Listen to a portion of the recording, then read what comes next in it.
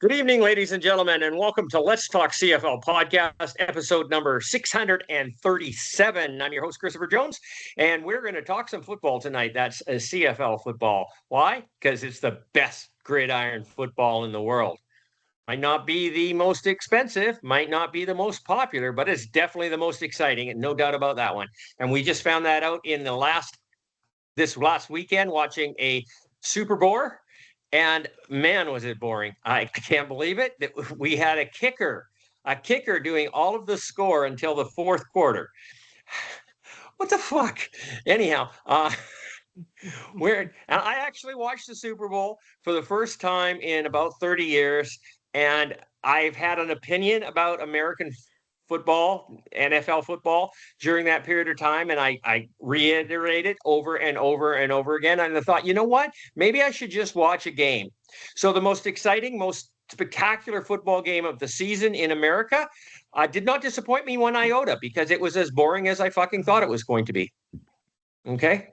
There was very little excitement. The game was never in question. I'm surprised that New England scored as many points as they did because they were just a complete clusterfuck the entire game. And this is a CFL game show. We're going to talk CFL. We're going to end the Super Bowl conversation. You guys might want to just chip your little words in here in a minute if you want, but I don't see any reason why we're not going to rehash this game. No fucking way. Okay, so anyhow, welcome to the show, Scott Morledge, Regina, Saskatchewan. How you doing, buddy? I am doing great. Glad to be back to talk football, and we'll see what we can come up with. Cool, excellent. Michael Dennis, Portland, Oregon.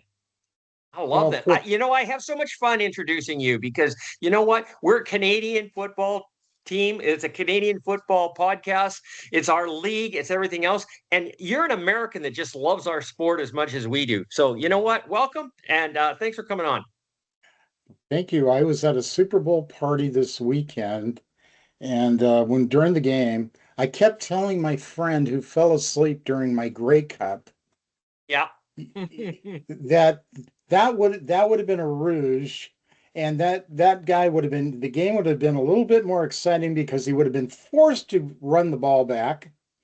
That there were certain things about the game that I kept bringing up the CFL differences, and he goes, "The CFL game is not as exciting," and I'm going, "Are you crazy? You crazy, man? I watch more CFL than I do NFL." I want somebody one day to explain to me the fair catch because for the life of me, I don't understand it. It is, hang on a second. I'm going to put up my hand. I'm going to say, I'm about to catch the football. Please don't hurt me. Yeah.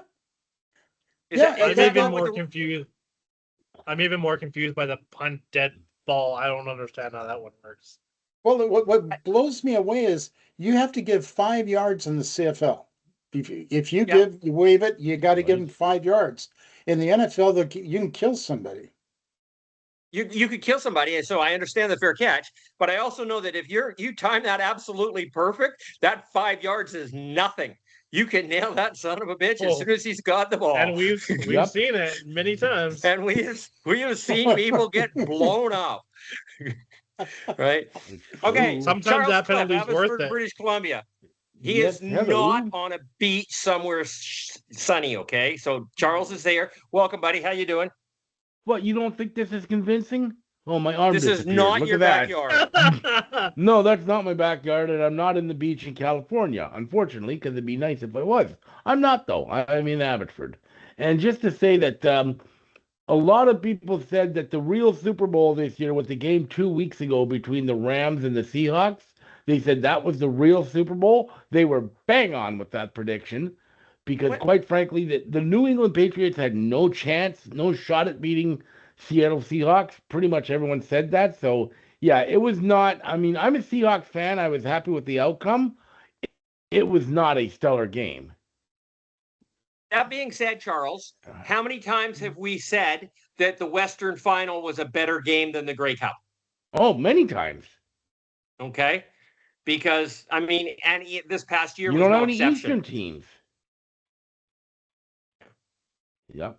But even Right? this So, year's Grey I Cup. mean, that's not unrealistic to say that where the final game, the two better teams were in the same division or something like Yeah. that. That's not unheard of.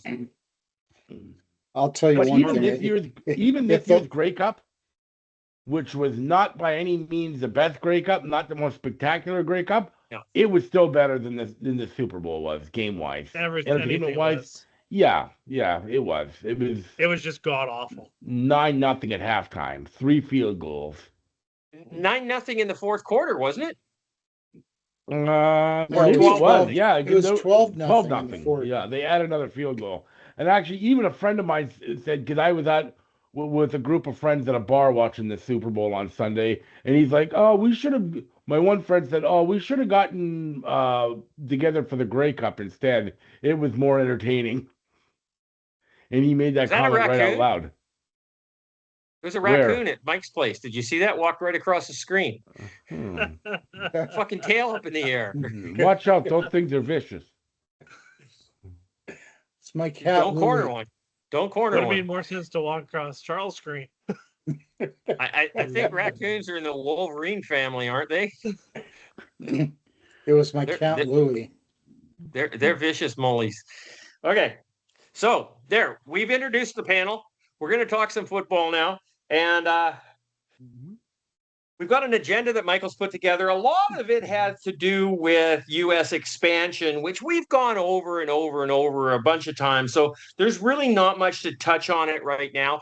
Although off air, Michael and I were talking about a little bit, and in my belief, the CFL needs a 10th team so that we can balance our schedule so that every team has plays each other home and away throughout the year. 18 games, 9 opponents, works out perfect. There's no more Ottawa playing Hamilton 3 times in a year. So it's a completely balanced schedule. A 10th team is absolutely mandatory for the CFL to succeed. There is not, in my opinion, a city in Canada that could support or wants to support a CFL team, because if they did, they would already be there. We wouldn't be talking about this 50 years into 70 years into the league. Okay. 68, I guess it is 68 years into the league. So we'd have a 10th team already. We don't have a 10th team. We're lucky that we have 9. In fact, that number goes up and down as throughout our last few decades. So actually, it's been stable for a while. So the only place I can see is a team is being in America. I want one team and one team only. And I'd love to see it in St. Louis. It could be just about any team, but I know wherever it will go, it will be successful because the Americans will support it immensely, trying to beat their Canadian rivals up north. Okay, because the NFL doesn't play across border. They absolutely hate it when the Blue Jays won the Super Bowl or World Series. Yeah, and they hated it when the Raptors won the basketball. So we can't win an NFL game because we don't have an NFL team. So the only way that can happen is the American team being in America. And I absolutely despise the Calgary Stampeders for their fucking imbecilic performance in 1995, allowing the Baltimore Stallions to take the Grey Cup into America. I absolutely detest them for doing that, and a complete failure of patriotism. Okay, even though half the team was American. So that's kind of my opinion. So we're going to move on from U.S. expansion unless anybody has anything to talk about. You want to add anything quickly, Scott? I 100% honestly completely agree with you on that one. Hey, thank you. I like that. We can argue, though. Should just point out too that the year before the Lions played Baltimore in the Grey Cup, but the Lions beat them. So there. Hell yeah. But it was down to the final play and a Louis Pasaglia field goal. So, goddamn kickers, eh? That was actually the first Grey Cup I ever attended. That was the first Grey Cup I ever attended live. Was that game with BC and Baltimore? Yeah, I was there as well. It was awesome. Okay, Michael, you good? Can we put the subject to rest for a while? I would just say that the main reason I think that there should be expansion in the U.S. is to grow television revenue and try to get a better television contract out of the Americans, because that's where the growth, that's where the revenue growth, I think, is going to be. America is football's a religion in America. Okay, It is. They have 10 times the population of Canada, roughly, at least 9, and it's where the money is. God damn it! And why we're ignoring the largest football market in the world.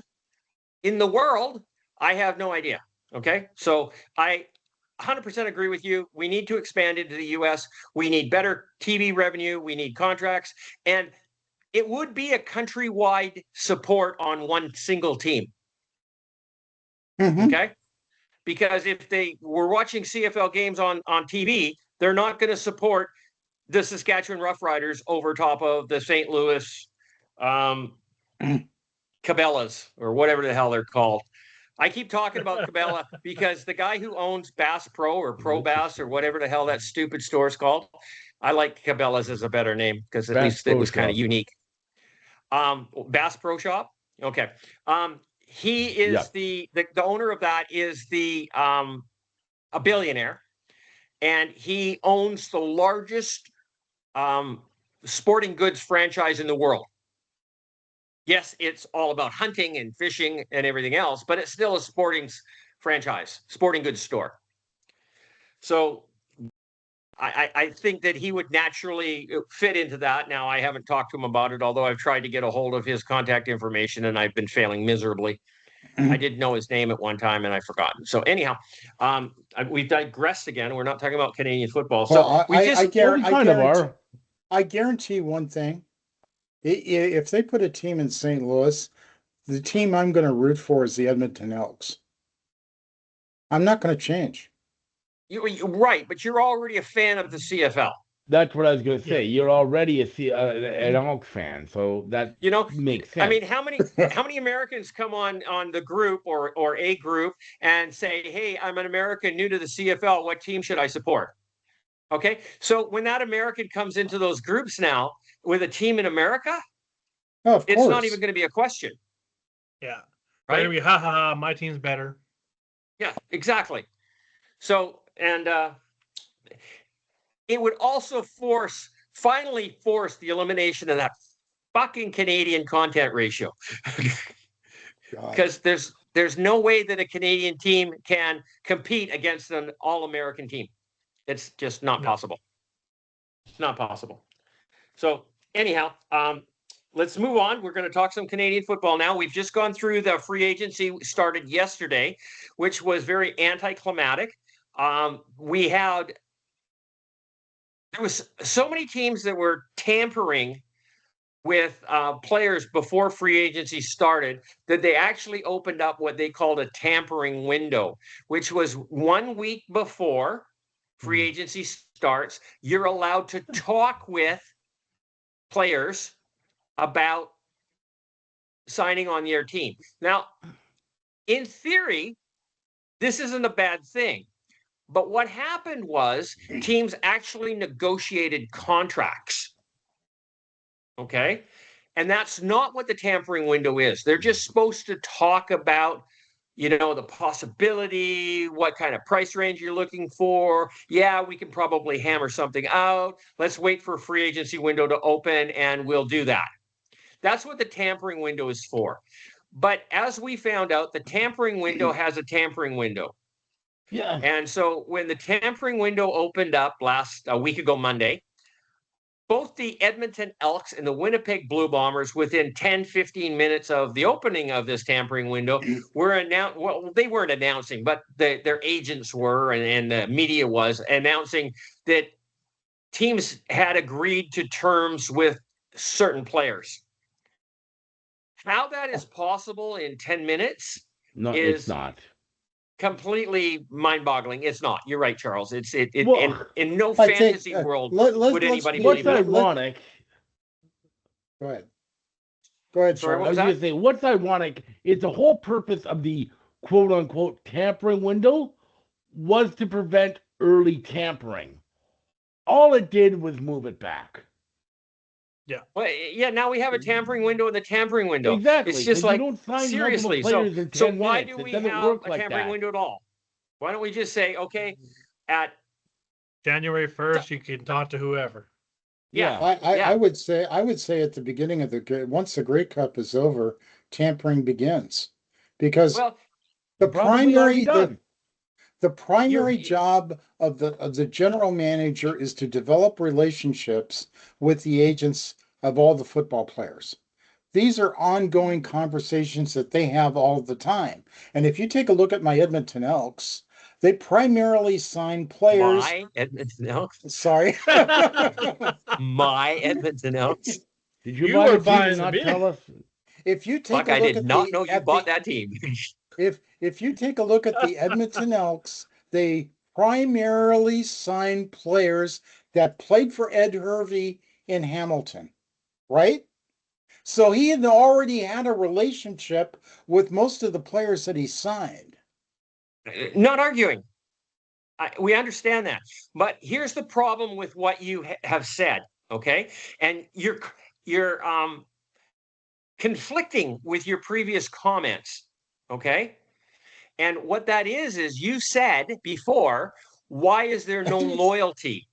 Why can we not keep our players longer? Well, what you've just done is allowed every other team to talk to your player before you have the opportunity to do that after the Grey Cup. You don't know whether or not your team won the Grey Cup, the playoffs, whatever else. So everybody is going to have a different vision of what their worth is after the Grey Cup. So if we start free agency right after the Grey Cup, then the home team or the ownership team of that player does not have the opportunity to make a realistic offer for them. Yes, they know the agents and they've been able to talk with them in the past and previously and currently.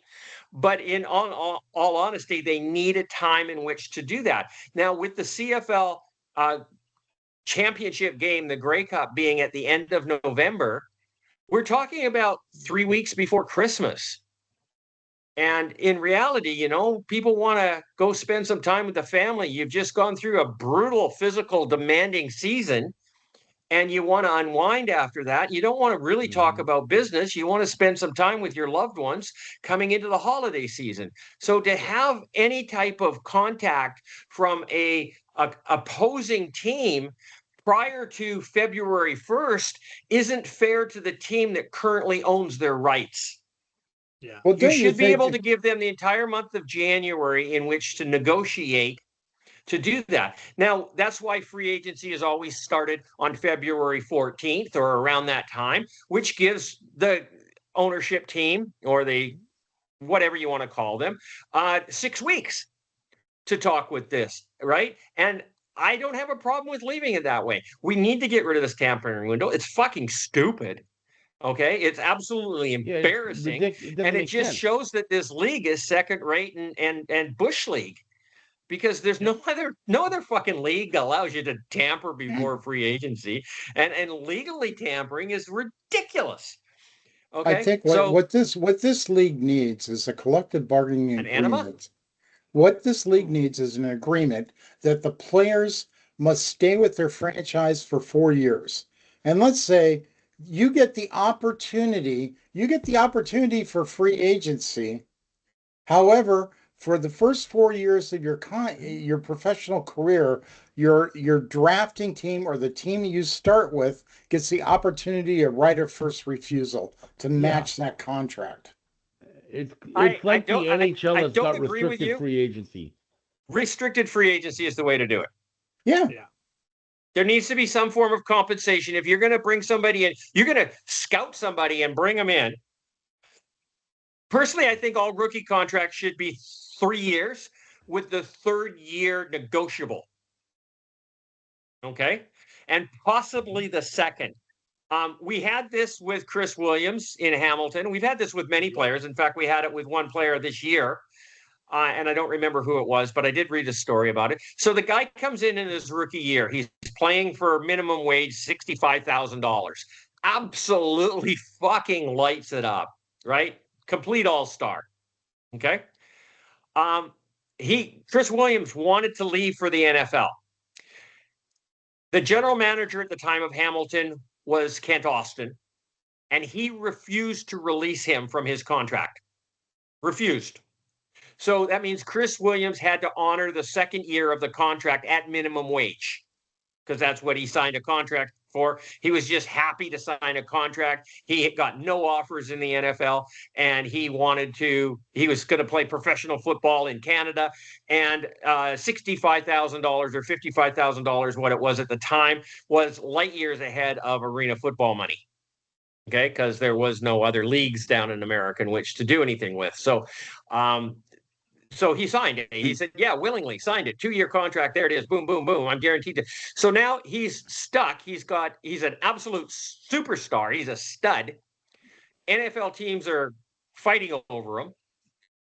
And the general manager won't release him from contract to go to the NFL, which since has been dealt with. I think that they actually have to release him now. I think that was negotiated in the next CBA. But what happened was, Chris Williams then wanted to renegotiate his second year of the contract for more money, because he said, why should I abuse my body, risk permanent injury for $55,000? And which I don't argue with him. I agree with him 100%. The guy was an all-star. He should have been making more money. Hamilton was prepared to negotiate the second year of his contract and give him $125,000 or $150,000 for the second year of his contract as a receiver. But the collective bargaining agreement says that if you renegotiate a contract, you must extend it. So instead of him having a 2-year rookie contract, it now had to become a 3-year contract, with the second and third year being renegotiated. And Chris Williams says, fuck you, I'm not staying in the CFL that long. I don't want to. So he had to honor his second year of his contract, and he sat at home, refused to play. Mm-hmm. Okay, yeah, so he did not play that second year. Okay. He didn't honor his contract. Hamilton didn't pay him, but they didn't release him from it. So it was a bit of a piss off, whose dick is bigger contest between Chris Williams and Kent Austin. At the end of the second year, Chris Williams was released from his contract at the end of the start of free agency, and he went down to the States, and I think he spent 2 years down there bopping from team to team to team to team, and never really even stuck on a practice roster, never mind a roster. Then he came back to the CFL with his tail between his legs and went and worked for Ottawa Red Blacks or something like that, I think it was. And that's the history of why this doesn't work, what you are trying to do, because of existing rules that we already have and the semantics behind it. And we have dealt with idiot GMs like Kent Austin. And honestly, Kent Austin shouldn't be allowed back in the CFL. And yet he was talked about as the GM for the Toronto Argonauts. And I can't stand the man. He's just an arrogant ass, and he has no business being in the CFL. He's a very poor representation of a human being, never mind a CFL general manager. He almost ended Zach Collaros' career. Yep. He almost destroyed Zach Collaros' career. Are contracts in the CFL guaranteed? No. Well, I think there's a new rule from the old CBA that if you're with a team, the third year is at least partially guaranteed. It is 50% guaranteed in the third year of a contract. With the same team with the third year, yes. So my question is why didn't they just release the guy? Why didn't they just Ken release Austin was an asshole, and he was trying to prove a point. He said, I'm the boss, and I'm going to do what I want.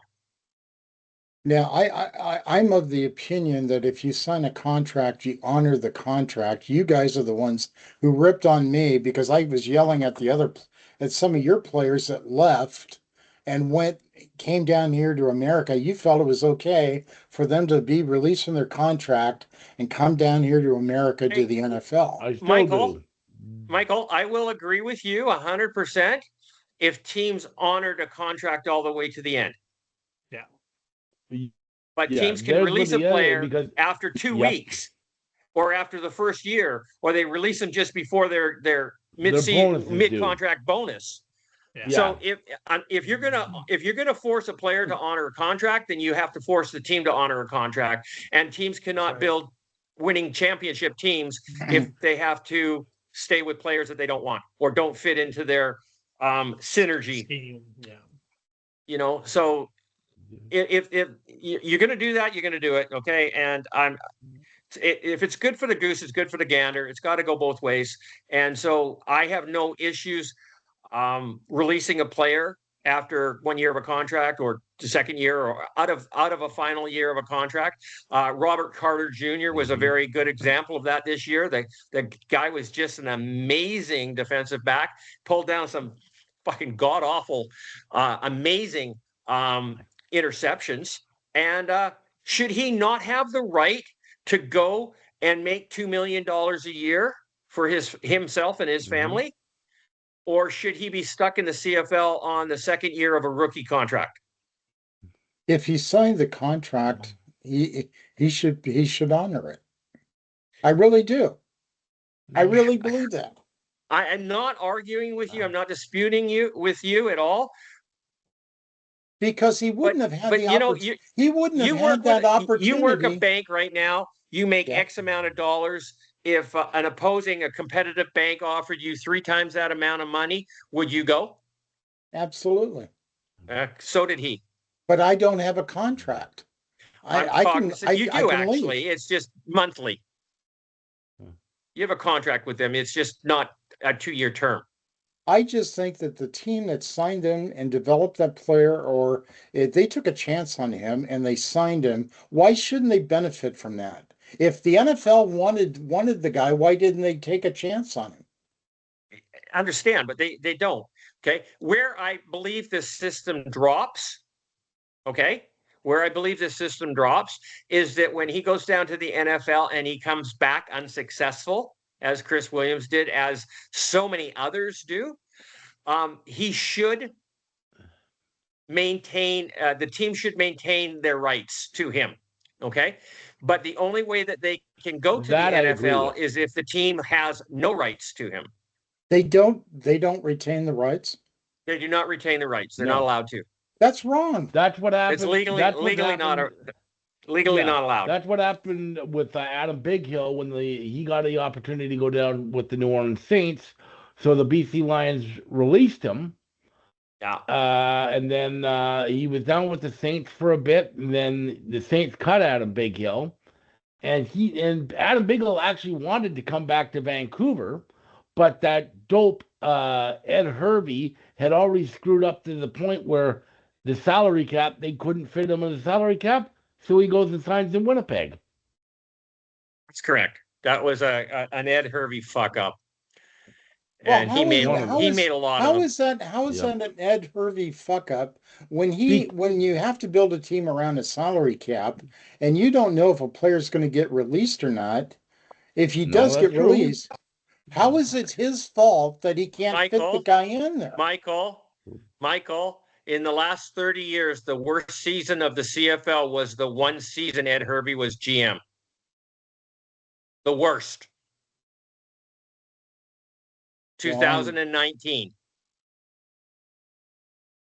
Okay. I believe that's indisputable. I believe in Ed. I'm sorry.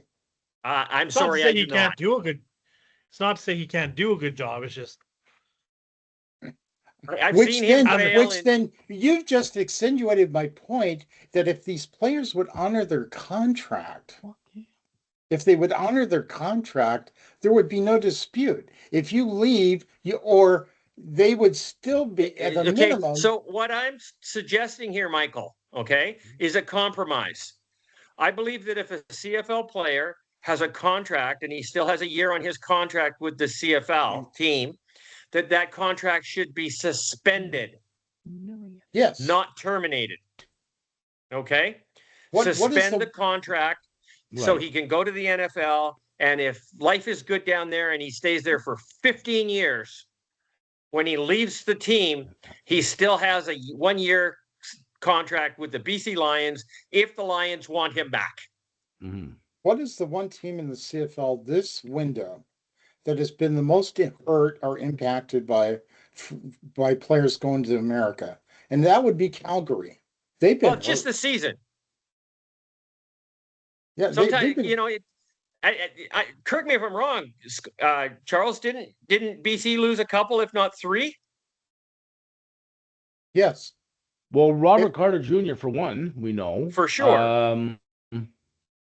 I mean, Calgary lost two O-linemen, and that's huge, right? Yeah. They lost two but O-linemen. They also lost that big receiver too. Yeah, yeah. But when you lose 2 out of 5 guys, that's a massive shift. On your offensive line. That's horrible. Yeah, 100%. Yeah. I agree. Calgary got abused this year, but the year before it was Toronto. Okay, and the year before that it was Montreal. And the year before that, who knows what it was. So, it goes around, comes around for everybody. And that's basically what you told me about, what you tried to teach me about Labor Day, is that after Labor Day, these players start coming back after the NFL rosters are set. Mm-hmm. Yeah. There's a couple of things that happen at Labor Day, okay? One is that any CFL player, their contract for the remaining part of that season is guaranteed. They can't be cut. Okay? So you can't bring in half an NFL team and cut half your team. Okay? So your CFL team that's in place after Labor Day is in place. So that only allows you to bring in 1 or 2 pieces to round out your team. You can't do a wholesale change because 28 people got released from the NFL and you want to change your entire roster. And so this protects those players. Doesn't it bother you that those CFL players have been released? They go down to the American training camps. They're free agents. They could pick and choose which team, if they get released, which team to come back to in the CFL. I don't think that's right. Hang on. I'm not done. I got a story for you, okay? And this is the Khalif Mitchell rule, okay? Is this going to end with somebody's arm broken? Go on. Khalif Mitchell was a defensive lineman who pushed the edge of the envelope on legality to play, okay? And Charles is correct. He broke a few arms, okay? So maybe more than we're not going to talk about his play, but we're going to talk about what he did. So he was a member of the BC Lions. He asked Wally Buono, who is a very, I won't say forgiving man, but very compassionate. Okay. And Khalif Mitchell said that he was going to, it was BC, wasn't it?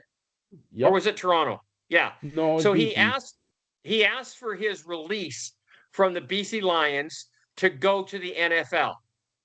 Okay. So it was granted. 48 hours later, he signed with the Toronto Argonauts. Okay. Never even went to the NFL. So the story that he gave was that he had a contract with Jacksonville or somebody in the works. And when he got released, he said, "Hey, I'm free. I'm coming down." And they said, "Nah, we've replaced you with somebody else." So he didn't have an NFL team to go to. And the kind of the thing was at that point in time is that's when he should have to go back and honor the remaining part of the contract with the team in which released him. So this is why, which I had said just, a few minutes ago, and this is kind of the Khalif Mitchell rule that has never really happened, but it should. Okay. Now, needless to say that the Toronto Argonauts later in the season cut him, and he actually ended up signing with BC Lions again. So it was a bit of a clusterfuck, to say the least. Do you think honestly, and you know this better than I do because I'm new to this, this is going to be the last year of the collective bargaining agreement? Do you think that there's going to be some serious negotiations to clean up some of these loopholes? Yes, I do. No, I don't. Not to clean up these loopholes. I think we're going to have a battle royale on the collective bargaining agreement this year because I believe that the league is going to ask them to remove the Canadian content ratio. Last CBA, they wanted to modify it and lower the starting players, lower the requirement on the thing. The PA dug in their heels, said no, and then they went and made this quasi designated national stupid rule where it doesn't really make sense, where if an American is with your team for 3 years or in the league for 5 years, they can be considered an American or a Canadian, but you're only allowed one of them per team or something like this, right? So it's a designated import or something like this. Now, I don't know what the actual rule is because I thought it was absolutely asinine when I saw it, and I just kind of ignored it. But I believe that is the premise behind it. And Charles is probably a little bit better on this one. But am I close, Charles? No, you're pretty much bang on. It wouldn't surprise me. I mean, the thing is with the CBA, the collective bargaining agreement, for the most part, whatever the owners want, they will eventually get, because you'll never see a prolonged labor dispute in the CFL. That's never going to happen, because the owners or the veteran players will always sell out the young guys and then capitulate with the owners, because the CFL is one of the most, I'm not saying this to be mean, but they're one of the most least leveraged players association out there. And that's why we've never had a long labor dispute, and that's why I don't think we will, because of the fact of the reality of the economics of the CFL and what the CFL players make. Most guys they don't have a savings account from last year. They don't have $8 million in the bank. And the typical length of the CFL player's career, you'll never have eventually they'll give in, because quite frankly, they can't afford to stay out long term. What the last strike, what did it last? 4 days? No, I think it was a little longer than that. They went through part of training camp. 10 days. They went right up to it. Yeah. Right. They lost some at training camp, not very much. Because I actually, when the strike was on, Mike Townsend was part of us. Okay. Right. And I was an admin on his arena football Facebook group. I was helping him with that. And I posed the question down there, would any of the players like to work in the CFL, like as replacement players, so to speak, for $55,000 a year? And I got probably at my inbox got hit with about 2,000 messages saying that we'll work for like half of that because they were getting $400 a game in the Arena League. Arena League guys make nothing. Yeah. Right. So they would love an opportunity to play pro bowl ball, and they just they would just come up here, and we could field an entire American team, replacement players that I won't say it would be as good as a CFL team, but I don't think it would be all that far off. Yeah. We just wouldn't have the Canadian content because there is no Canadian content replacement players. We don't have enough to fill our spots that we have. Why does the CFL have a rule that doesn't benefit the fans? I mean, don't you want to put the best possible product on the field each week? The ratio rule should be gone. It should have been gone years ago. Nobody on this panel is going to argue with you. Scott, you want to say something?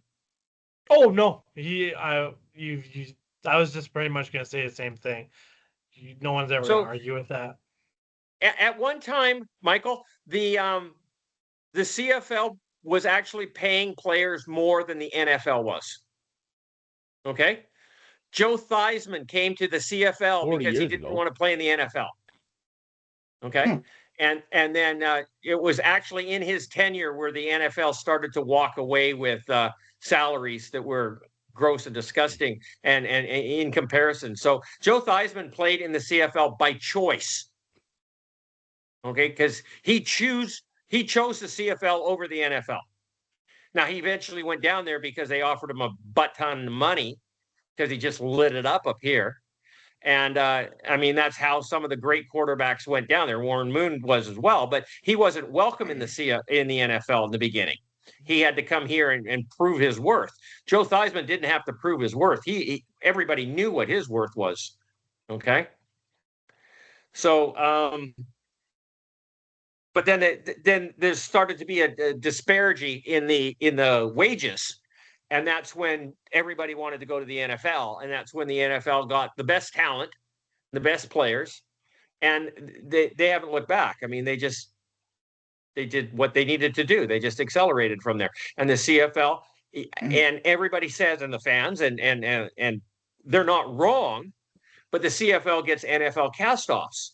Well, when there's 22,000 players graduating from NCAA football every year, getting the NFL castoffs is still in the 1%, in the top 1%. Okay. As you and I talked about off air, you only watch the CFL. I watch college. I watch the NFL and the CFL. But you take it down a level from the college level. I watch Division I AA, which is the reason is that the majority of the CFL players come from that division. I find playing the Montanas, South Dakota, North Dakota, I think they're good players. Eastern Washington. Yeah. Yep. Western Washington. I enjoy their football. They don't have the pomp and circumstance of these big programs, but they play really good football.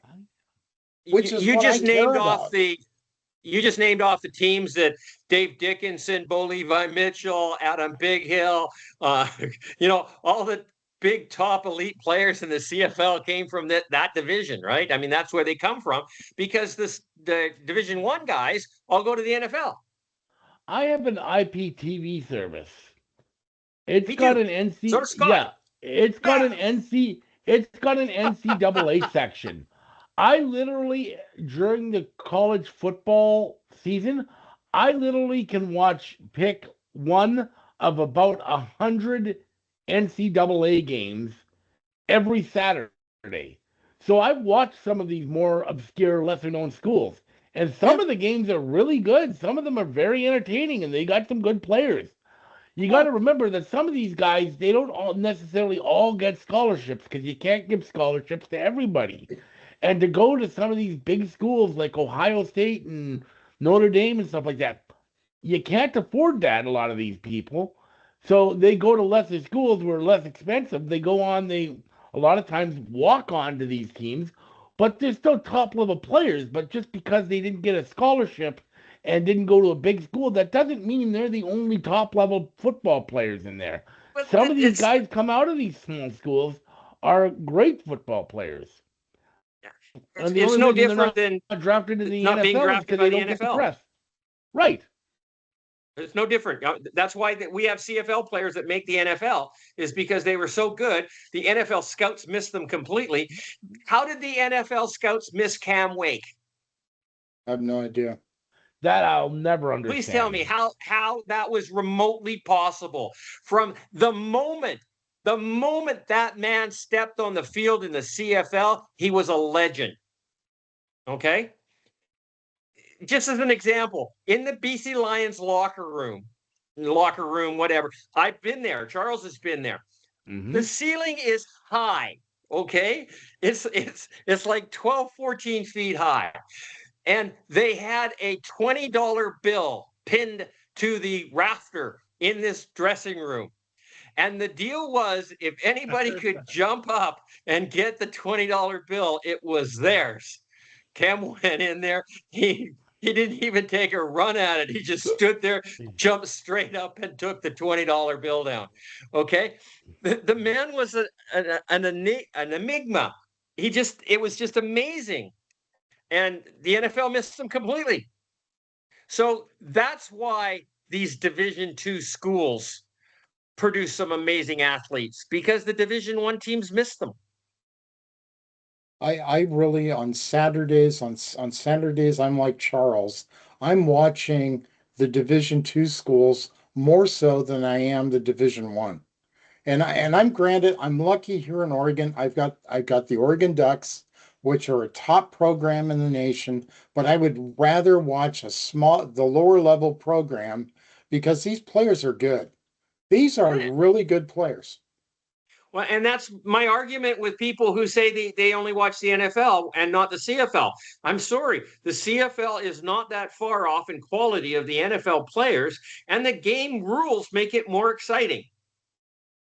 Don't you think, though, And what's actually funny, when you look at the CFL, we in this Canadian Football League, we are the second best pro football league in the world.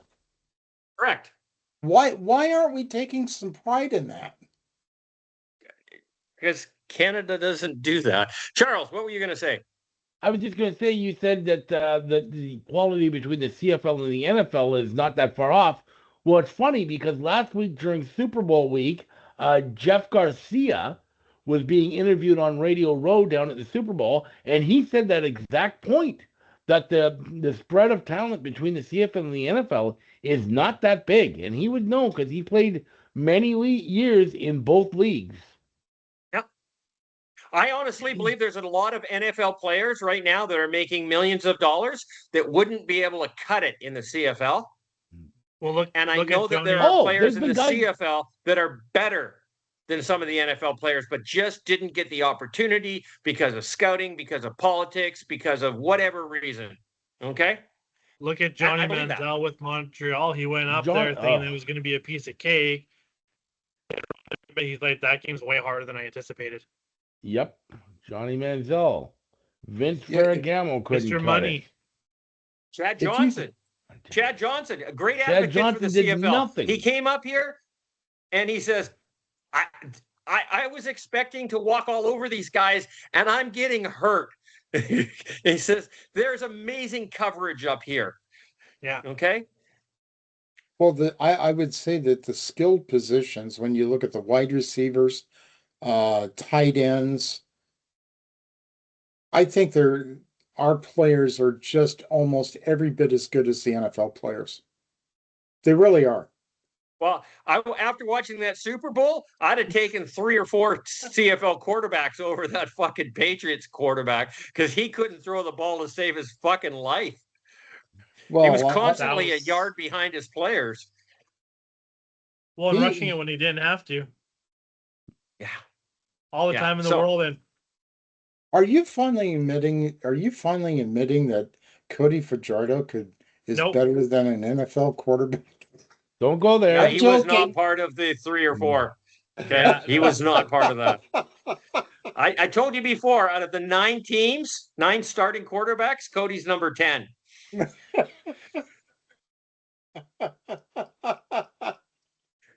let's remember, Jake Maier is now the highest paid backup quarterback in the CFL. How is that remotely possible? Because he's probably the second best quarterback in the CFL. I don't know. Second best backup. Why would Ottawa do that? Sign Jake Maier? Yeah. Because they're not comfortable with the hell starter. out of me. Obviously, they don't have the complete confidence in Drew Brown yet, and they feel honestly, I'd way rather have kept Dustin Crum than go out and get Jake Maier. But I don't know why they did that because, quite frankly, I just don't get that. If Drew Brown can stay healthy, he will do some good things there. Especially he probably will. No, he won't. Ottawa is not good enough of a team to have a substandard quarterback do well. I don't know. Would Drew Brown do well on Saskatchewan or Montreal or BC? Good possibility. But when you have a terrible team, you can't have a substandard quarterback. And that's the problem.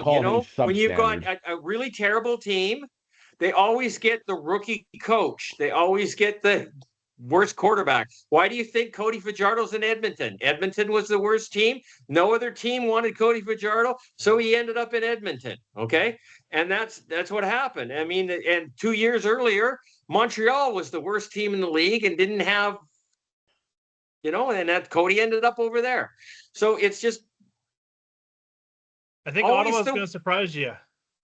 Ottawa may surprise me, and you know what? I hope they do. I really do. I hope Ryan Dinwiddie can turn that team around. We need 9 strong teams in the CFL, bar none. I agree. I want to see. They got to have a good year one of these teams.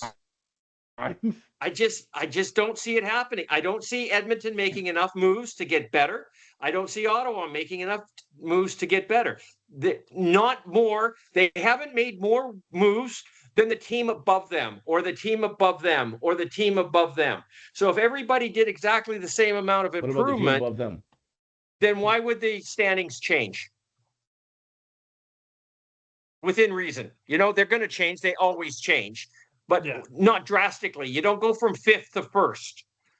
You don't go from 5th to 3rd even. It's hard. Okay, you have to make some massive changes. And Calgary did that. Last season, at the beginning of the season, every one of us picked Calgary to be a lump of lard, okay? But they went out and they got Vernon Adams, and they put in some key players, and Dave Dickinson finally became a coach, okay? And that team surprised everybody, including the Stampeder fans, okay? It's possible for you to go from pathetic to amazing, but they still ended up in 3rd, and they were still an amazing team.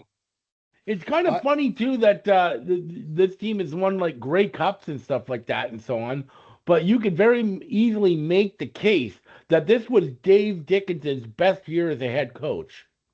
Oh, without question. Yeah. Without question, it was. If you take a look at what Edmonton has done in the free agency period, we've added some pretty good players. I think Austin Mack is a good player. Malik Carney is a good player. Brendan Bordner on the offensive line. I like Darnell Sankey. I think that was a good addition. Here's the issue, Mike. He signed with the wrong team. When you add so many players, he wants to win a Grey Cup. Go ahead, Scott. Yeah. When you add so many new players to a team, there's a lot of aspects that you lose. You lose somewhat the trust, and not to trust, but you lose a lot of different things that you have with the other team. Continuity, yeah. And it takes a while to build that with the new team. So although Edmonton has all of these new great names and all this other, for instance, Malik Carney, he knows how to play the defense, Saskatchewan's defense. Now he's got to play with Edmonton and the guys around him, and he doesn't know the way these guys work, so he has to build that continuity with them. That takes 4 to 7 games, kind of an idea. So is Edmonton going to be successful? No. I see a scenario where Edmonton is a better team again in the second half of this season than they were in the first. Because they've got to gel, and that doesn't happen overnight. I think you're going to see Edmonton and Winnipeg compete for that playoff spot. Yeah, I think so. I watched the Edmonton press conference today, and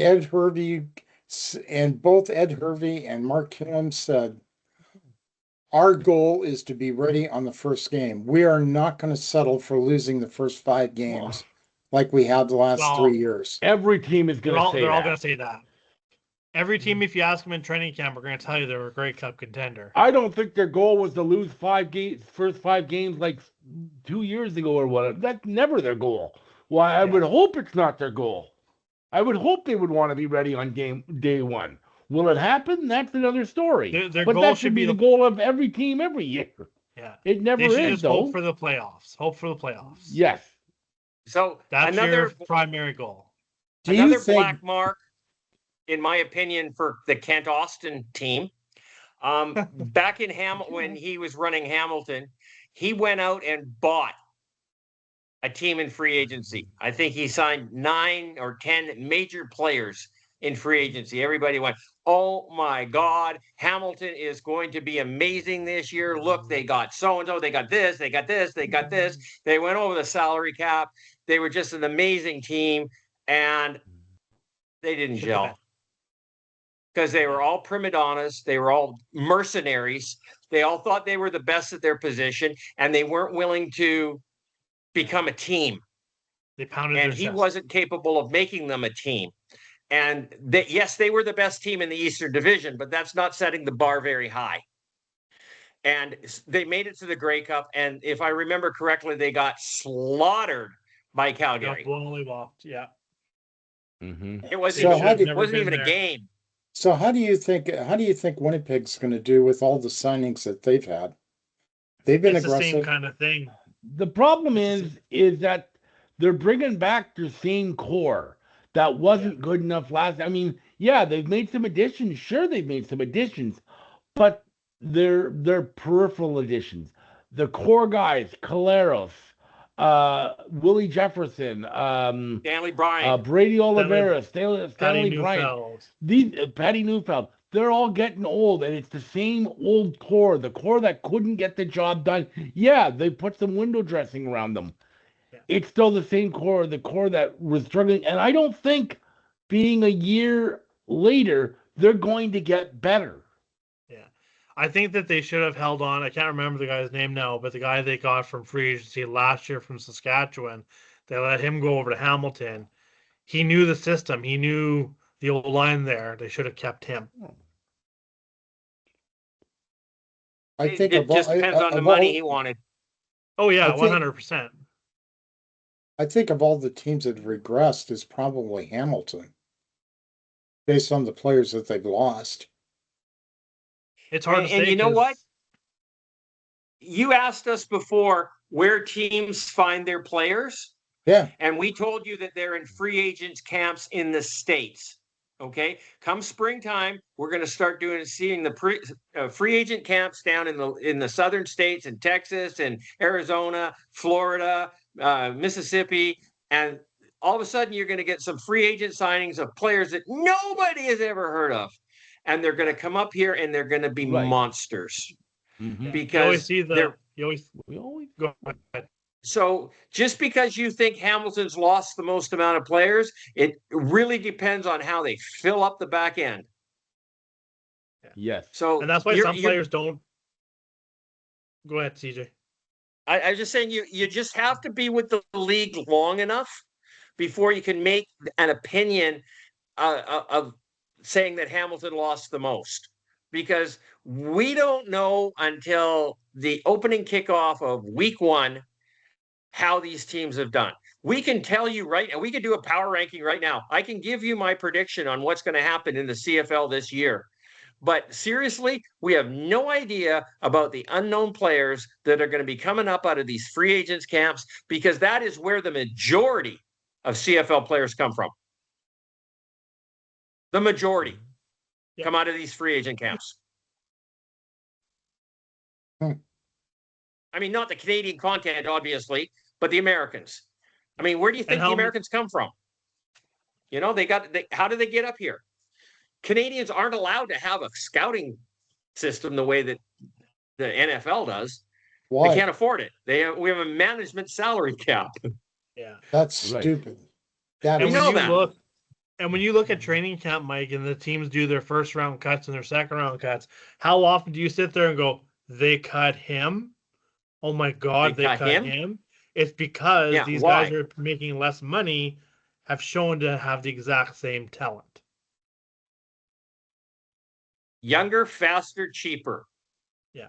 The name doesn't mean anything. The talent and the money does. Of course. It's amazing the amount of veterans that are going to get cut in cut down week just before the season starts. You're going to go, oh my God, really? And other teams are going to pick them up. And then you'll have another free agency period.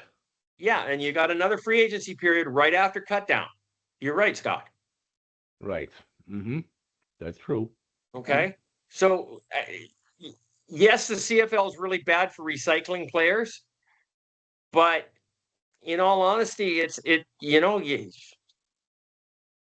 it's challenging for American players to come up to the CFL and play the Canadian game right away.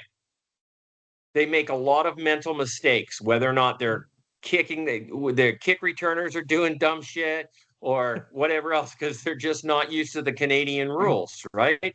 I don't know how many times I've seen an American kick returner put his hand up for a fair catch and get destroyed. And get clobbered. Because it happens.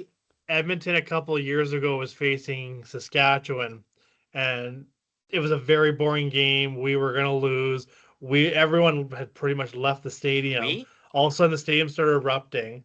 Edmonton's returner let the ball go over his head, bounced through the end zone, and everyone went, "What?"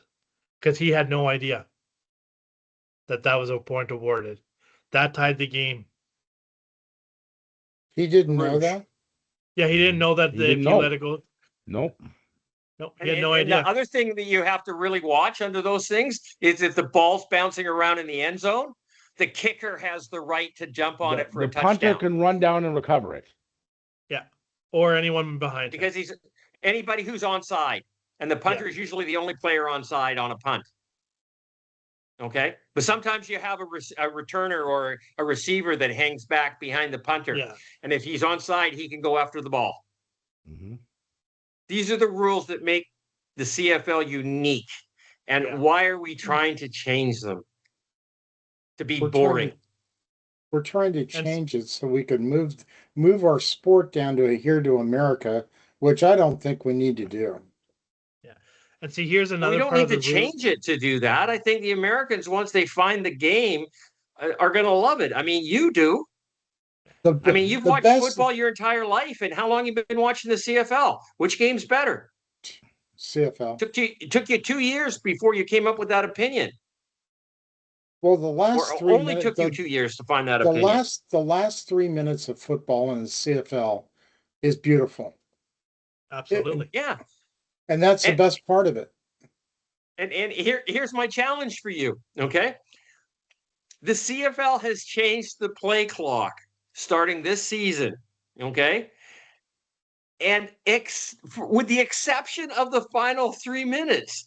So they know that changing the play clock isn't a good thing, but they're doing it anyhow.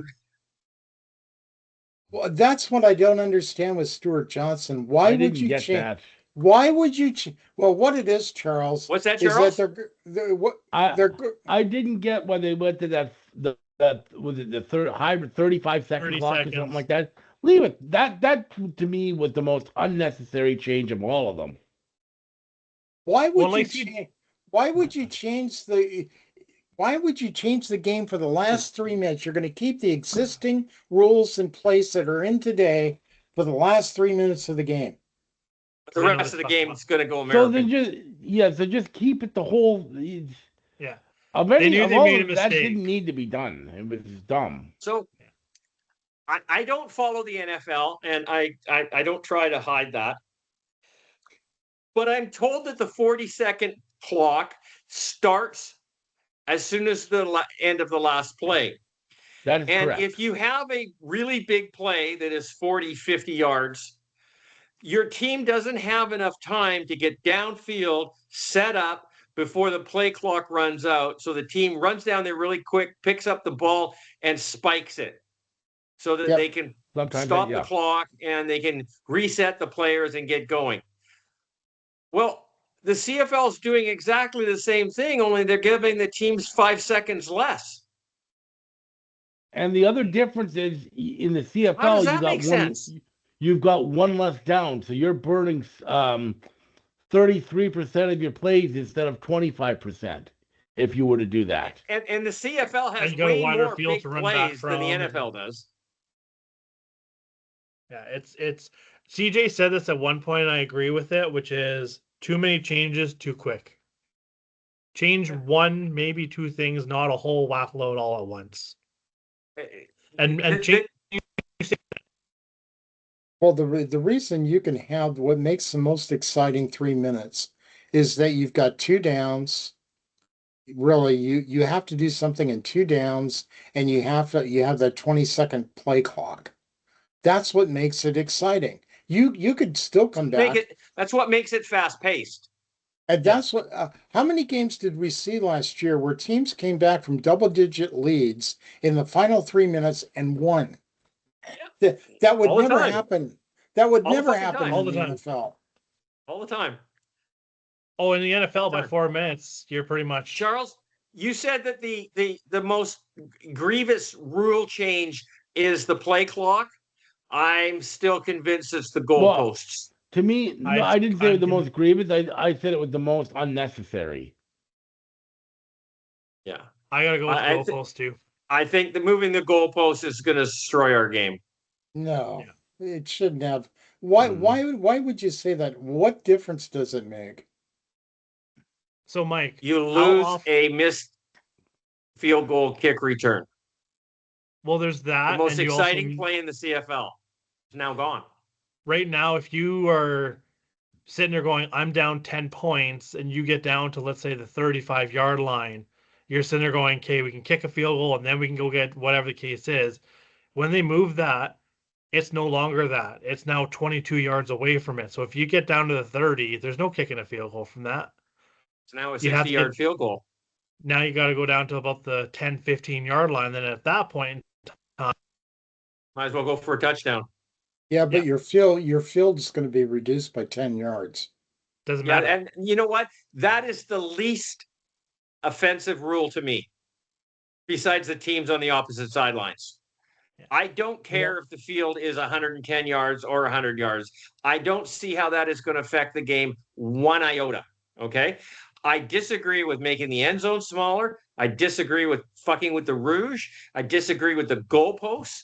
I disagree with the time clock. I disagree with everything. But 10 yards out of the middle of the field, how does that going to affect anything? How? I don't get it. I don't know how that's going to make it better. And if they're saying that they're doing that so that they can now make the end zones better in Toronto and Montreal, which is the excuse for making the end zone smaller. If you take 10 yards out of the middle, the end zones automatically come in 5 yards at each one. And both end zones in both stadiums now have legal end zones at 20 yards. We all know why they did that. It's American. It fit into U.S. stadiums, obviously. Yeah, but they can't come out and say that. I wasn't born yesterday. Stuart Johnson doesn't know how to be honest. He doesn't talk. He isn't honest with what he says. No, he even did that during Grey Cup week. He says one thing and does another. Well, the board does.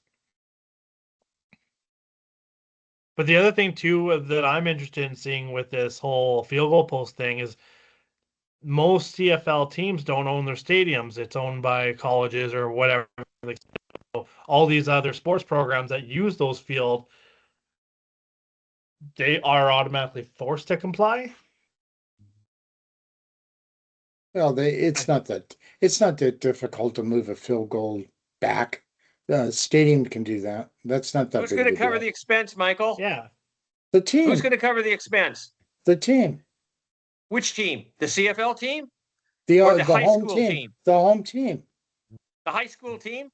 No, the CFL home team. How does that work though if the team doesn't own their own stadium? They rent it and lease it. No, for instance, in Mosaic, it's a city-owned field. There's no team that owns that. You're assuming that me as an owner of a football stadium is going to allow you to move the goalposts. I might tell you to fuck off. But like the call. Here's the thing though, like in McGill and stuff like that, the college teams, they're not changing their rules, so they're going to have to keep moving stuff back and forth. Yeah, it's not It's not that difficult to do. It's done here in America every week. How? Well, you got teams that convert from football to soccer. They remove the field. They remove the goalposts. Happens in one day in Portland. That's true. Happens in BC Place. I honestly true, I don't understand the need to change the rule. And unless you're going to come out and be honest and say, look, we're trying to put a team in America and we need to do that, I would put the team in America and with a modified rules for that stadium for the first season to find out if it works, That's find what out they what did last happens, time. and Yeah. see what the Well, problem is. If you're going to put a team in St. Louis, you will never be able to change the field because they play in a dome. Yeah, but you can take out the front rows of the bleachers in the end zones. You can modify the stadium. It can be done. Yeah. Yes, it can. Okay. And the problem with this is now we've just made a rule that says that you have to have both teams on opposite sides of the field. Well, that just puts a challenge on a 65-yard wide field because now going into an American stadium, which is definitely narrower, it saves space if you have teams on one side. Like I mentioned to you, if they were to put a CFL stadium or team here, it would be challenging to have both teams they'd have to be on the same. It would be very, very narrow sidelines. Yeah.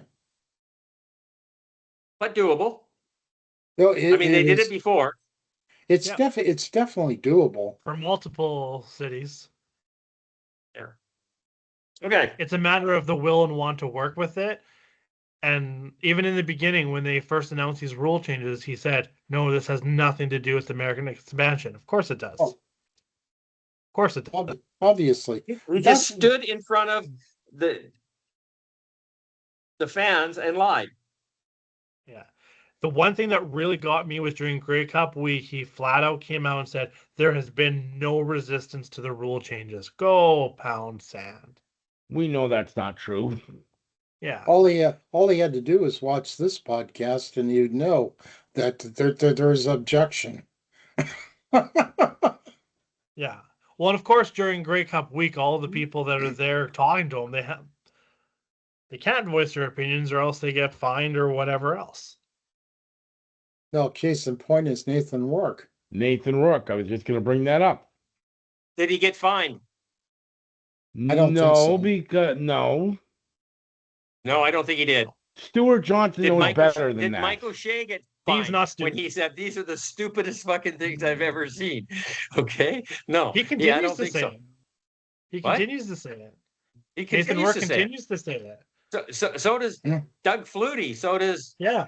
everybody out there that matters. When they were that was funny when he did the interview. He's talking about. He's like, "Well, that sounds like they're Americanizing it now. I don't like that." I loved it.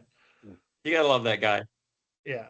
He's a But it's CFL true, like- fan, no doubt about it. I would love Yeah, to of get course. him involved in a team up here. He loved the But he's CFL. He's just too busy surfing down in Florida. Can you blame him? And did I hear No, not something at all. right about this a little while ago, guys? You can stand up here. What's his nuts? The former Winnipeg Blue Bomber head coach on a motorcycle, Jeff Reinbold. Oh yeah. Yeah. Is he not coming back in the CFL? Yeah. Is it? I believe he got hired as a coordinator in Hamilton, I think. Hamilton or Montreal, I believe. I mean, you don't know who this guy is, Michael, but it's amazing. He is a character of biblical proportions. I mean, this guy is the CFL. Oh, okay. I just found he's the special teams coordinator for Ottawa. Ottawa. I just found that. Yeah. Ryan Dinwiddie brought him in there. Yeah. And he's a character. He Yeah. is a brilliant special teams coordinator. Brilliant. 100%. But don't make him a head coach. Awful He's- head coach. he's Not a good Oh thing. man. Not a good thing. Well, I have to admit, He- aren't you pleased that Ottawa's former head coach, he did find a job with another team? Yeah, as a special Yeah, teams Bob coordinator. Dice. He's a good special. He's good enough for that role. Just not a head coach. He's the one that went to Hamilton. He's fine as an assistant. He's not a head coach. I have no Mhm. problem with Bob Dice as an assistant coach. I never have. But as a head coach, no. He's horrible. Yeah. Some coordinators just aren't meant for it. But you don't know that until you try. Yes. Okay. And my question has always been, why has no one ever selected Noel Thorpe? Because as a defensive mind, he's brilliant. Didn't he? They tried to hire him. Someone tried to hire him as the head coach. I remember this was years back. They tried to hire him as the head coach, and whoever he was working for wouldn't let him go. Think it And was Austin? That's right. No. Yes. No, Was wasn't it? it Edmonton? No. Or I know something that like- happened in Winnipeg, but it wasn't this. I think Montreal wanted to hire Noel Thorpe as head coach, and he was working at somewhere. It might have been Edmonton that wouldn't let him go. That wouldn't let him out of his contract. You might be right here because I remember that's when Chris Jones was in Saskatchewan, and what's his name? Jeffrey Orridge was the commissioner, and they came in with those anti-tampering rules on Yes. coaching staff. Exactly.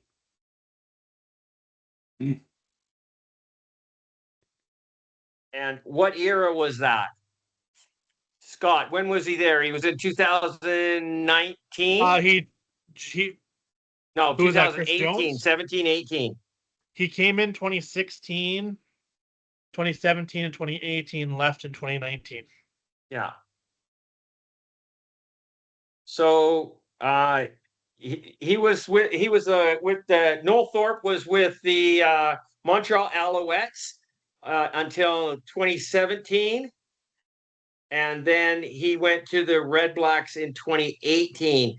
So yeah, I think it was 2016, 2017 that somebody tried to hire him out of Montreal. I think it was the Montreal Ed Hervey in Montreal was caught tampering with the coaches. Ed would not tamper. Come on. He tampers everywhere he goes. He's not a saint, Michael. Oh, Why do you yes. think they call it the Ed Hervey tampering window? I think you got to look at that. If who was the general manager in Edmonton in 2016, 2017? Ed. Ed Hervey was. Ed Hervey. And that's where it was. It was Ed Hervey because he was hired out of Montreal. Montreal wouldn't release him. Right. And then he got sent back. The commissioner sent him back to Montreal, and then he stayed for the remainder of that season, which was 2017. And then he left at the end of his contract and went to Ottawa. No, he went to Hamilton, didn't he? Because Ed Hervey tried to hire him as a head coach. Yes. And whoever it was in Montreal at the time wouldn't release him. And I don't remember who that was. Might have been Jim Pop. I have to admit that you know what? I think it was. I think it was Jim Pop wouldn't release him. And then Ed Hervey got charged with tampering. And Noel Thorpe had to go back to Montreal. Yeah, that's exactly what happened. Yeah. And if I'm not mistaken, that's when they hired Jason Moss because they couldn't get Noel Thorpe. Edmonton. Yes. Yes. Yeah. So and Jason Moss at that time was too immature and emotional. Yeah. And emotional. He needed to learn to get his emotions in check. So Ed just bends a few rules. What's wrong with that?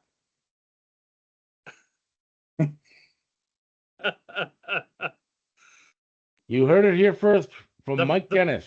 Ed Hervey. The problem you have, Michael Dennis, is you put people on pedestals without knowing their history. That's true. That's true. Okay. I did know his history. And once you know their history, you still put them on that pedestal. Well, because he doesn't believe it. He was pretty in his press conference. In his press conference today, Ed was pretty confident. He was very happy with the free agents we got. Hey, Well, if I was Scott Morris and my general manager wasn't overly confident, I'd fire him on the spot. So Ed is whatever came out of Ed's mouth today, whether it's real or imagined or straight bullshit, was job security.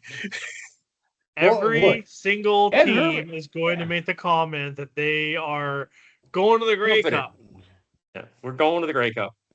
Ed Hervey is a 100%. great GM. Just ask him. Yeah, he'll tell you. Now, Well, granted, just so that granted, everybody, so that the people know, I do have some credibility here. no, you don't. BC is still the team to beat to get to the Grey Cup. Yeah, okay. We'll see what happens Possibly, there. possibly. I am We don't cautiously know. optimistic in my prediction on that. But I will give Ed Hervey some credit. He did build the best 4-14 team in CFL history.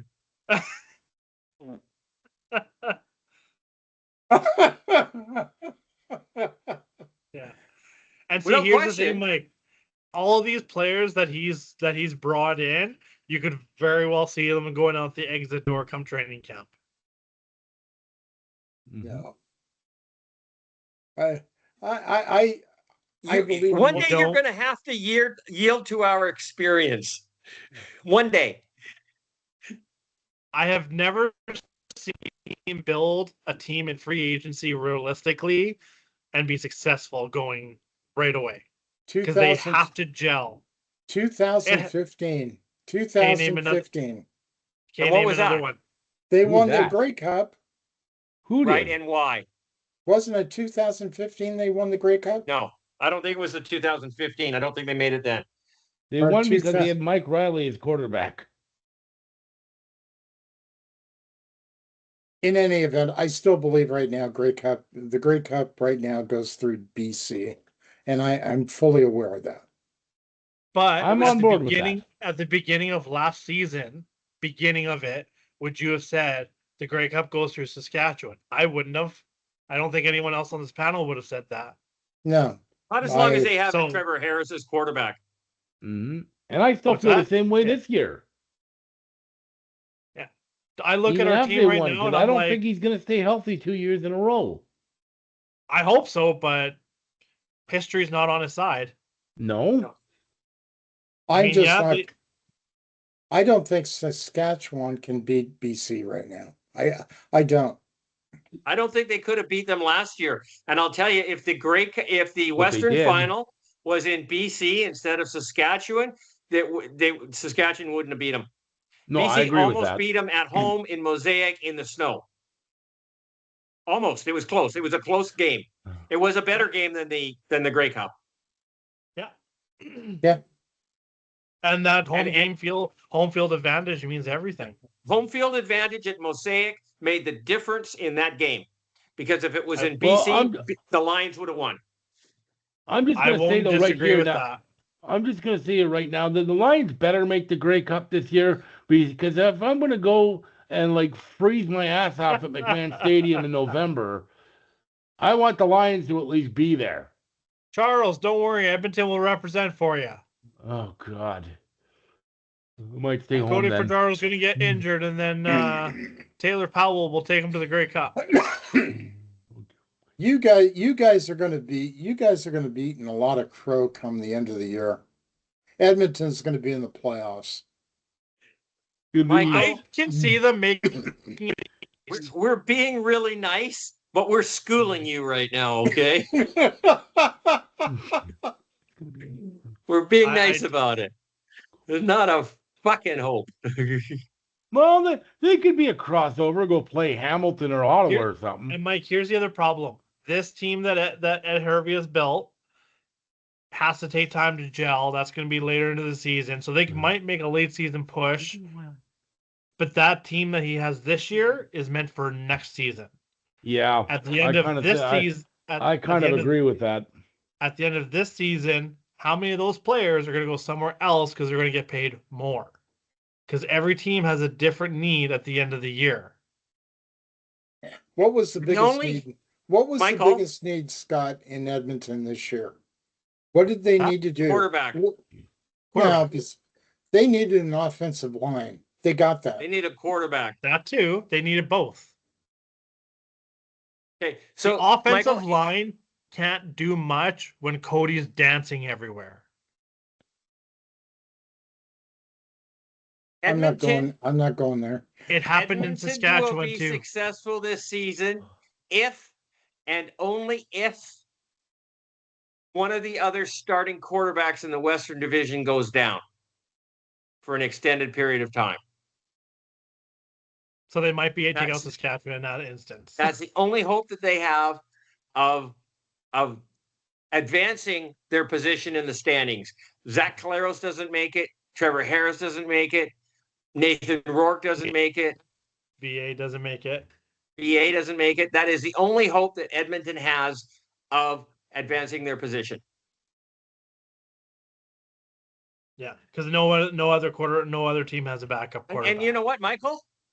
There are very good odds that something like that is going to happen. I'm not rooting for that. I don't No, want you don't that. have no to one root for it. does. You just have to watch it happen because it's going to. It happens almost every season. How many quarterbacks played every game last year? One. One. Bo Levi. One. Bo Levi. The year before, Jake Mayer. And last season we didn't have. I mean, what?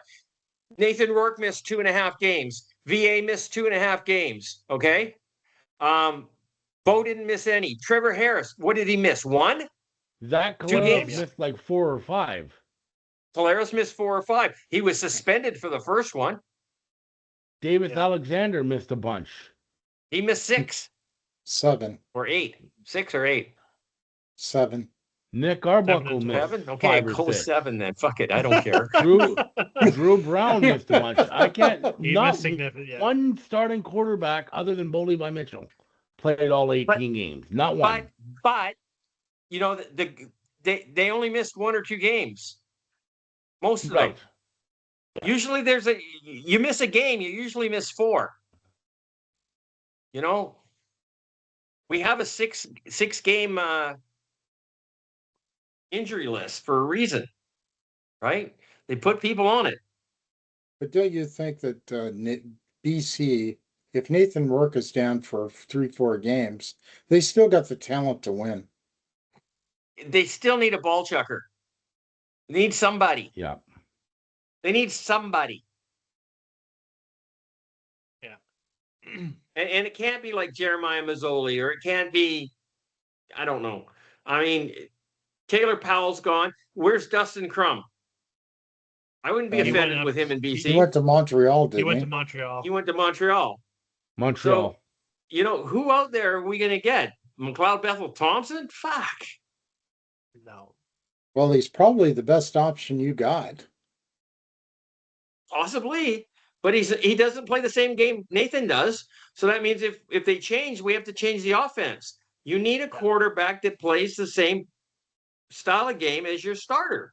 So why didn't you keep Vernon Adams? Can't afford him. No. You can't pay him $400,000 to be a backup. And he doesn't want to be a backup. He wants to be a starter. I 100% agree with Vernon Adams. I disagreed vehemently that he shouldn't go to a Western Division team. He shouldn't have gone to Calgary. You made Calgary a competitive team overnight. I don't think Calgary's going to be as competitive this year. Why? Because they lost 2 O-linemen? You don't think so? They lost some of their wide receivers. Receivers are a dime a dozen. One, Alford. Yeah. I'm not worried about receivers. We lost Eberhard. Well, I'm they not didn't worried really about lose receivers. Rhymes. They're just not re-signing them. Look how many That's not receivers. losing them. They could have them if they wanted to pay them. Look how many receivers came through Saskatchewan that made people expendable because they just lit it up. Dante Myers came through. Keyshawn Johnson came through. Tommy Neal came through. Receivers are a dime a dozen. Robitelli. They're a dime a dozen. Running backs are a dime a dozen.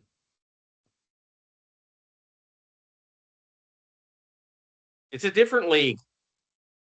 And you can't take your old mindset and try to adapt it to this league because it's not the same. I'm trying. I know. You'll But get you there. also have You'll to get listen there. to us when we tell you something. And that's why also a lot of people were upset here in BC were upset that they lost Aiden Eberhard. And I liked Aiden Eberhard. I thought he was a good guy, but he's not someone who I find to be irreplaceable. He's a good No. receiver. You can find another receiver that's going to He's give your you second down virtually receiver. identical Yeah, of course. Yeah. I mean, if we had lost Keon Hatcher or Justin McInnes or something That's like a that, I different would have been a story. little That's upset, harder. That's harder. Yeah. right? I That's mean, why Saskatchewan fought to keep Keyshawn Johnson, because he was the heart of the receiving core. Justin Mm. McInnes would have been the biggest loss because he's a Yeah. Canadian, ratio breaking, and led the league #1 receiver the year before. Okay. Yeah, 2 years in a row, 1,000 BC yard had the seasons. #1 receiver. I was pissed when Saskatchewan let him go. Yeah. Pissed. Michael, I agree with you. BC Lions are the team to beat this year. I'm cautiously optimistic. I'm going to say I'd love yes to on see it. paper. And on paper, they are. We'll Yeah. see what Yep, happens when they but hit you gotta play, the grass. Exactly. You got to The other- play the Canes. I other part honestly too haven't is- been excited about this team since 2011. Yeah. And the other part is you come into training camp, and a lot of these guys maybe haven't done their off-season training or whatever, and all the injuries and long-term injuries that happen in training camp. You just sign these guys, it's like, oh, he's gone for 6 weeks. Happens all the time. Before you even step on the field. Yep. Hope it doesn't happen, but it happens all the time. But it happens all the time. Isn't there a pressure in terms of Saskatchewan? Doesn't the public put pressure on your general manager and coach to maintain the roster, to grow it, get it better, to repeat? No, because we're smart enough to know it's not going to happen. Grey Cup teams very rarely keep. Like, we kept the core of our offense. The defense took some hits, but again, you rely on these people that you've signed in free agent camps and other things. Riders didn't do shit. They signed 2 players in all free agency. Scott, They're I'm not sure that Michael. I don't know whether Michael knows this or where the question's coming from. Whether it's because the Riders were the Grey Cup team or because the pressure that is put on the executives of the Saskatchewan Roughriders from the plethora of fans in that state, in that province, wanting the best of the best of the best all the time. Oh yeah, they're under a microscope. I mean, they literally. I would not want to be an executive on that football team, just because everybody questions everything that you do. I mean, you guys have sports programs that run 24/7 in that goddamn city. I can't even find a sports reporter in Vancouver.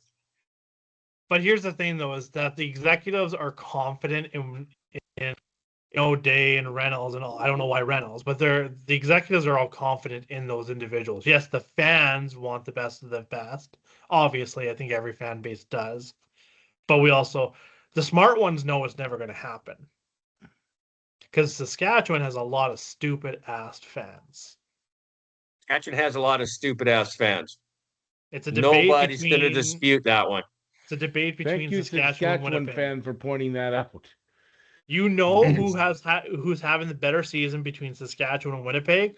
Go into the forums and they'll tell you. Whoever's the loudest and making the most comments. Whoever's the most ignorant.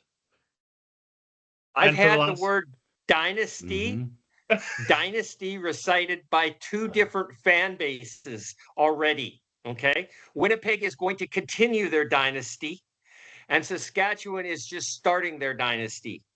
No. And if you want to say anything, BC's about to start a dynasty. Let's go with that one. Yeah. I want to see 5 back-to-back Grey Cup games with Nathan Rourke as quarterback. Yeah. Yeah. Okay, it's not going to happen. I'd love to see it. I'd love to see it. I'd love to see Curtis Rourke come in and both Rourkes be in the Grey Cup together. Well, wouldn't that be amazing? Won't happen. Won't happen, but I'd love it. Why won't it happen? Well, we can't have it if there's 2 in the West Division. Correct. And one of those teams is not going to be the crossover. No, they're too good. Not for a long time. Not for a long time. They're too good at players. So somebody has to go to the Eastern Division for that to happen. Yeah. Or we change the division structure. We don't know what's going to happen in the CBA. I wouldn't be opposed to that. Neither would I. But the teams in the East probably would be, because most of them would never make the playoffs then. That's why I'm not TSN will opposed to it. protest. TSN will protest. Yeah. How can you have a television broadcast rights when your largest audience never makes the playoffs? You can't. Toronto will never make the playoffs if they do that. Yeah. Well, maybe now that they've got some logical people back there. It's really possible that 3 Eastern teams wouldn't make the playoffs. It is. Of course it is. On a lot of years. Yeah. If you go back, I think it was 2022. If you go look at it, the 3rd place or the 4th place team in the West was better than the 1st place team in the East. Yeah. The crossover team had better record than the number 1 team with the bye in the East. I think it was 2022. I could be wrong. It could have been the 3rd place team where they just missed they didn't get a home field advantage. I think that's what it was. The 3rd place team didn't get the home field advantage, and the Eastern team got a bye. But well, they kind of had to make that rule to make record. it less embarrassing. Oh. I can't see them changing it. They're still going to have something needs to change because it's broken. Get rid of the crossover, make it one division. It's not going to happen, I don't think, though. No, it's not going to happen. I would love to see it happen. Yeah. In 2022, the Winnipeg Blue Bombers ended up with 15 wins, BC with 12, Calgary with 12, Saskatchewan with 6, and Edmonton with 4. In the Eastern Division, now just bear in mind that the Calgary Stampeders are 3rd place and with 12 on the road for a playoff game with 12 points or 12 wins, and Toronto had 11 wins as 1st place with a bye and home field advantage. So if we had this in a single standing, it would have been Winnipeg, BC, Calgary, Toronto, Montreal, Hamilton, Saskatchewan, and Ottawa and Edmonton would have been tied for last place. I believe there has been at least 1 or 2 instances where the crossover team crossed over to the East and played on the road against a team with a worse record. Oh yeah. Yeah, more than a few and times. I've always felt if you're the crossover team but you've got a better record, you should still get home field advantage. I agree. It's embarrassing for the league. Okay, it's 9:00. I'm going to shut the show down. I'm having fun. This has been a good show. Sorry about your agenda. We just didn't follow it. I try. There are some nights where that just works, man. We just got onto a roll and we've talked football, and they usually are the best shows. So hopefully Sparky likes this in the morning, and I will do what we can. So this has been Let's Talk CFL podcast number 637. I've been your host, Christopher Jones. We talked some football. It was a wonderful evening, and I'm happy with it. And I kind of missed Will, but before I close off, I want to say condolences and our prayers and thoughts are to the families of Tumbler Ridge and that disgusting, despicable display of I don't know what to say. I can't. There are no words for it. I'm sorry. There was 10 children were, or no, 10, 8, 6, 9 children, 8 children were killed. Then the shooter and then the shooter's mother. 25 wounded. Very sad state of affairs of school shooting in Tumbler Ridge, BC. Scott, say goodnight. Good night, everyone. We'll see you again next week. Take care. Charles. Good night, everyone. And I just also wanted to say quickly also as well, rest in peace to Jim Robson. He, of course, was well known as a play-by-play man for the Vancouver Canucks, but he also did play-by-play for the BC Lions for 13 years back in the late 50s and through the 60s. So condolences to his family as well. 91 years old. It was a good run. Oh, he did. Yeah. Yeah. Michael. I just pray that we have a better week next week than this week, and have a good Yeah. one. That's it. Take care, guys. Take care.